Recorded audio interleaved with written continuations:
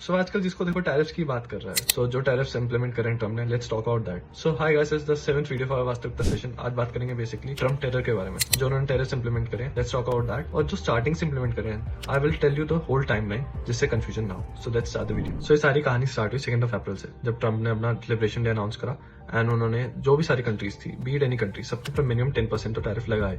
And basically India के ऊपर 27%, China के ऊपर 34%, वियतनाम के ऊपर 40% और भी सारी कंट्रीज इनके ऊपर लगाया है। सो this was the first thing. 3 अप्रैल को जब मार्केट्स खुली, सब कुछ बियर्स था, एवरी मार्केट वाज डाउन। फिर तब उन्होंने अनाउंस करा कनाडा एंड मेक्सिको पर 25% टैरिफ और manufacturing of cars and motor vehicles. So this was the second topic. तो जब सब कुछ एस्केलेट हो रहा था ऑन 8 अप्रैल, जब चाइना और यूएसए के बीच में टेंशंस बढ़ रही थी, Trump said they will implement additional 50% tariffs on China. So this was the third big event. So on 9 April China was under 104% tariffs and उन्होंने भी रीएस्केलेट करा एंड दे आल्सो सेड कि भाई हम अपने टैरिफ्स हाइक करेंगे and till 84% on US. So additional 21% उन्होंने लगा दिया यूएसए ने भी, और वो एडिशनल टैरिफ्स बन गए 125% ऑन चाइना। फिर 9 अप्रैल को जब हर कंट्री से प्रेशर आने लग गया, सो ट्रम्प सेड कि we will pause everything for 90 days on all the countries except China. And उन्होंने चाइना पे एडिशनल टैरिफ्स भी लगाने की घोषणा करी। एंड ही सेड कि वो जो टैरिफ्स है 104%, वो 104 नहीं है, that is 145%। So on 11 April China का भी रिएक्शन आया and they increased the tariffs up to 125% on all the US imports.